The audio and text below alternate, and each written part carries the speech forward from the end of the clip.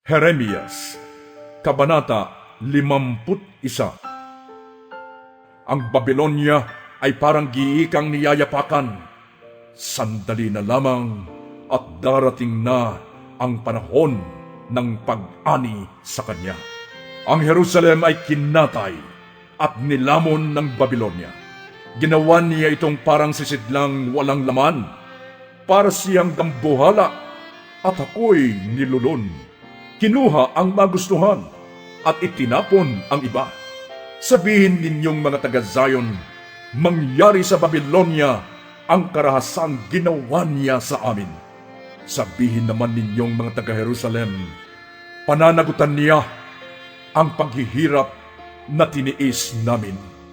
Kaya sinabi ni Yahweh sa Jerusalem, ipagtatanggol kita at ipaghihiganti.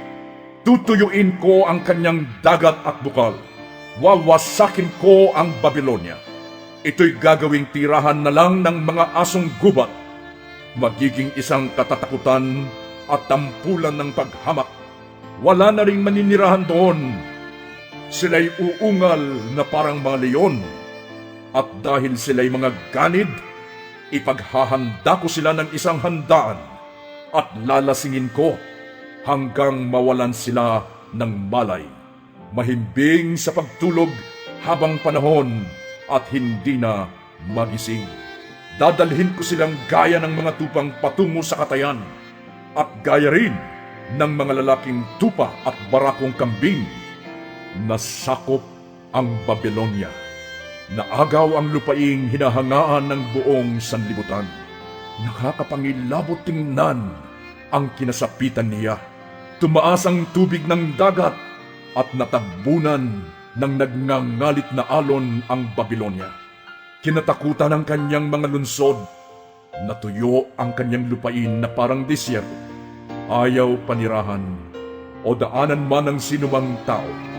Paparusahan ko si Bel, ang Diyos ng Babilonya, at dudukutin sa kanyang bibig ang mga nalulun niya.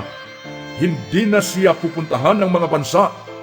Bumagsak na ang pader ng Babilonya. Bayan ko, lisanin ninyo siya. Iligtas ng bawat isa ang kanyang sarili mula sa matinding galit ni Yahweh. Huwag manghina ang inyong loob at huwag kayong matakot sa balitang kumakalat sa lupain. May mapapabalita sa loob ng 1 taon. Iba't iba bawat taon. Balita tungkol sa karahasan o mga pinuno laban sa pinuno. Kaya darating ang panahon na paparusahan ko ang mga Diyos-Diyosa ng Babilonya. Mapapahiya ang buong lupain ito at mapapatay ang lahat ng mamamayan niya. Kung magkagayon, ang langit at ang lupa at lahat ng naroroon ay aawit sa kagalakan dahil sa Babilonya, sapagkat sasalakayin siya ng mga tagawasak mula sa hilaga.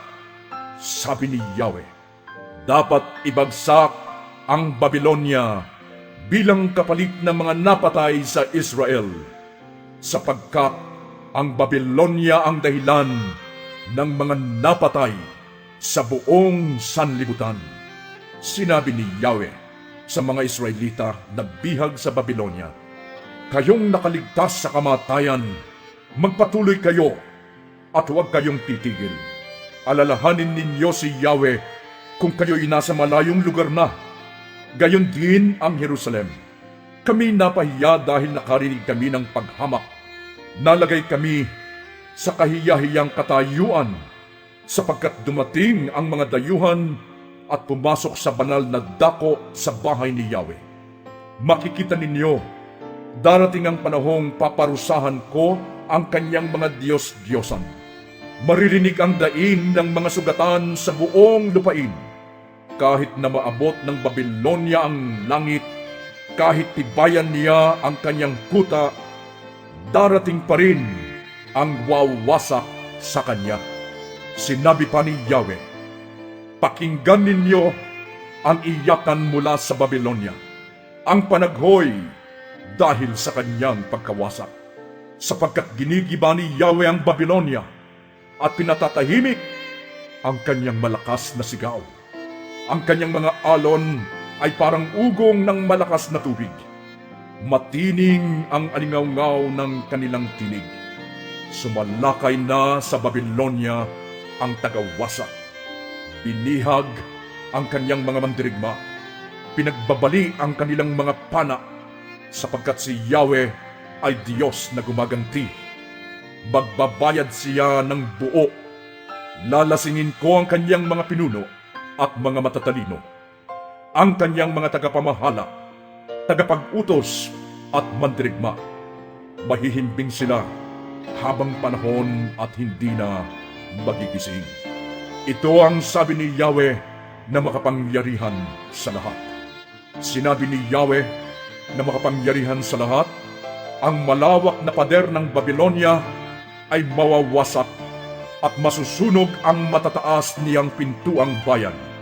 Nagpapakahirap sa walang kabuluhan ang mga tao. Pinapagod nila ang kanilang sarili para mauwi lamang sa apoy.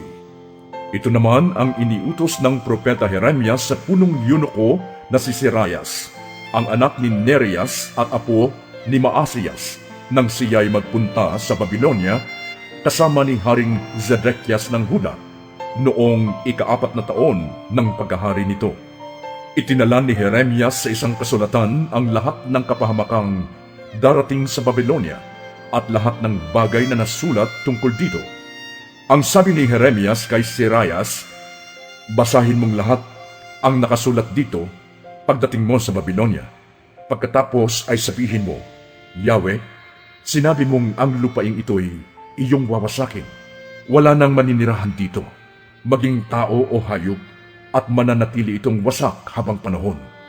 Pagkabasa mo sa kasulatan ito, itali mo sa isang bato at ihagi sa gitna ng ilog Euphrates.